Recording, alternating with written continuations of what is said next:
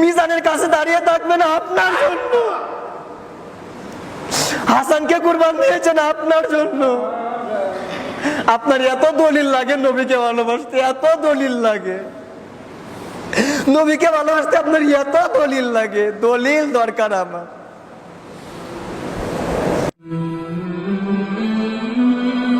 মা ফাতেমা হাসানকে কুরবান দিয়েছেন, মা ফাতেমা হুসাইনকে কুরবান দিয়েছেন।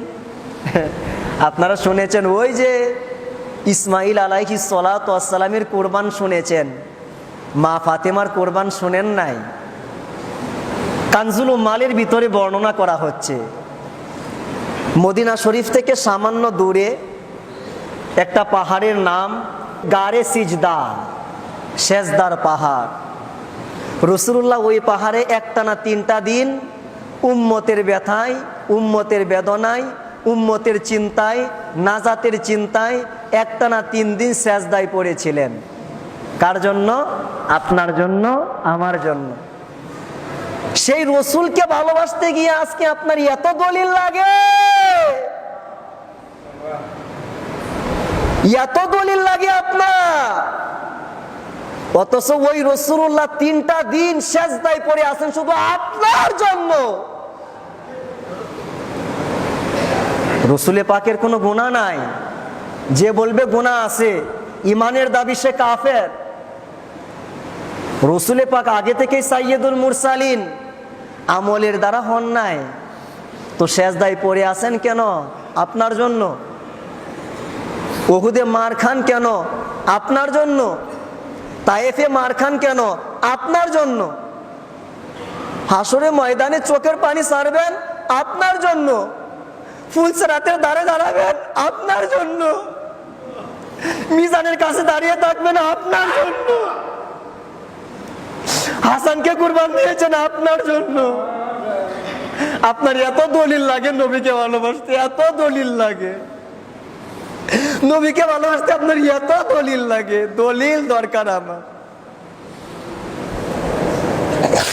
সেই রাসূলুল্লাহ পাহাড়ের মাঝখানে সেজদায় পড়ে আছেন। সাহাবীরা জানে না রাসূল কোথায়। ওই সাহাবীরা বলতো, নবী গো, নামাজ পড়া 1 নাম্বার ইবাদত, কিন্তু আমাদের কাছে না। রোজা রাখা 1 নাম্বার ইবাদত, কিন্তু আমাদের কাছে না। হজ করা ইবাদত 1 নাম্বার, কিন্তু আমাদের কাছে না। তো তোমাদের কাছে 1 নাম্বার ইবাদত কোনটা? কয় আন-নাজরু ইলা ওয়াজহিকা।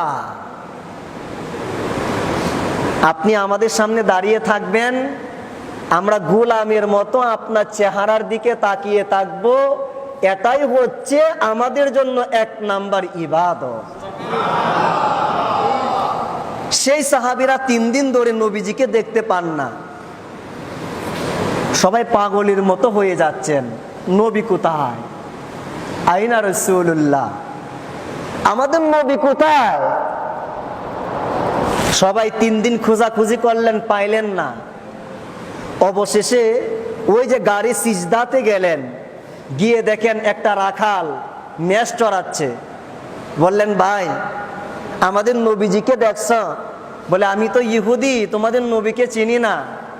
তবে গত 3টা দিন ধরে এই 2 পাহাড়ের মাঝখানে একজন মানুষ সিজদায় পড়ে আছেন।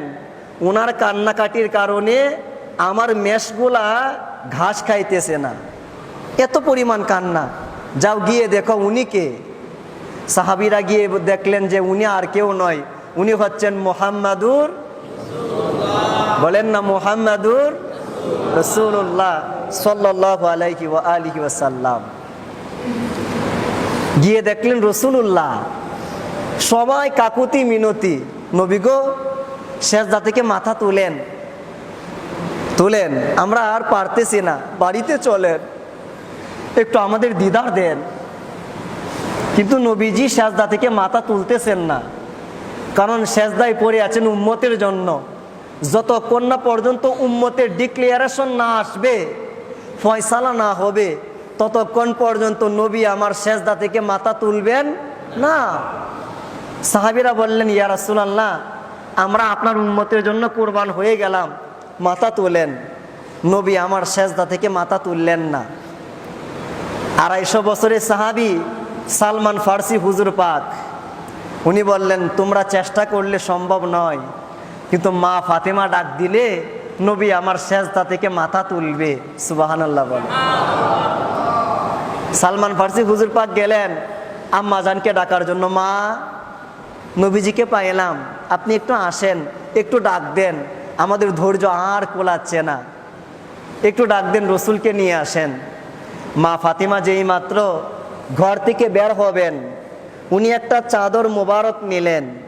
এই চাদর দেখে সালমান ফার্সি হুজুর পাক চোখের পানি ছেড়ে দিলেন, কারণ মা ফাতিমা 8টা জান্নাতের সর্দারিনী, 8টা জান্নাতের লিডার, সমস্ত মহিলাদের সর্দারিনী, কিন্তু সেই মা ফাতেমার একটা চাদর মোবারকের মধ্যে 12টা তালি দেওয়া। কয়টা তালি দেওয়া? 12টা তালি দেওয়া। চোখের পানি ছেড়ে দিলেন। মা ফাতেমা গেলেন, আব্বাজান উঠবেন না? আপনার সাহাবীরা তো আর পারতেছে না, উঠেন। কিন্তু নবী আমার সেজদা থেকে মাথা তুলেন না, মাথা তুলেন না। বলেন উম্মতের চিন্তা আজকে সিজদায় মাথা তোলা যাবে না, ডিক্লারেশন না আসলে, ফয়সালা না হলে মাথা তোলা যাবে না। বলেন আব্বাজান, আপনি যেই হুসাইনকে বুকে নিতেন, যেই হাসানকে বুকে নিতেন, আপনি নামাজ পড়তেন, যেই হাসান আপনার কাঁধে উঠতো, যেই হুসাইন আপনার কাঁধে উঠতো, আপনি জামা মুবারক পরতেন, জামার ভিতরে এক সাইডে হাসান থাকতো আর এক সাইডে হুসাইন থাকতো। আপনি বক্তব্য দিতেন, কিন্তু হাসান আসলে আপনি বক্তব্য বন্ধ করে দৌড় মারতেন হাসানকে রিসিভ করার জন্য। যান, আপনার উম্মতের মুক্তির জন্য হাসানকে কুরবান দিলাম, হুসাইনকে কুরবান দিলাম, আপনি উঠেন, আপনি উঠেন। কানজুল উম্মালে লেখা হচ্ছে, আল্লাহ পাক বললেন জিবরিল যাও, তাড়াতাড়ি যাও, নবীজির কাছে যাও, গিয়া সালাম দাও, বলো আর কান্নাকাটি করতে হবে না, কুরবান কবুল হয়েছে। আপনি সিজদা থেকে মাথা তুলেন। ইয়া রাসূলুল্লাহ, কাল কিয়ামতের ময়দানে আপনার উম্মতের সাথে আমি তেমন ব্যবহার করব, ফাতেমা যেমন চাই। জবান খুলে বলেন না সুবহানাল্লাহ। সেই কুরবান কবুল হয়েছে, 10 মুহররমে কমপ্লিট হয়েছে। ওয়াফাদাইনাহু বিযিবহিন আযীম, আল্লাহ বলে আমি ইসমাইলকে বাঁচায়া দিলাম, জিবহে আজিম কবুল করে নিলাম, মহান কুরবানি 10 মুহররম।